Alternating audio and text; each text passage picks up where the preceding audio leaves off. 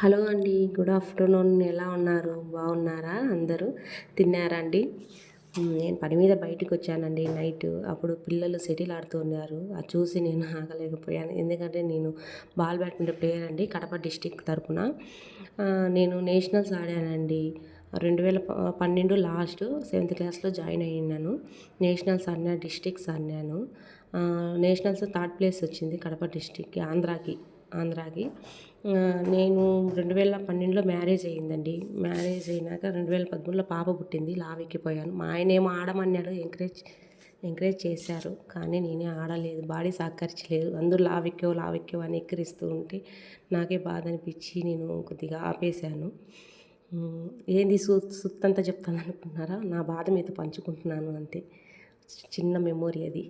సరే అండి. బాయ్. నా ఛానల్ నచ్చినట్టయితే సబ్స్క్రైబ్ చేసుకోండి ప్లీజ్.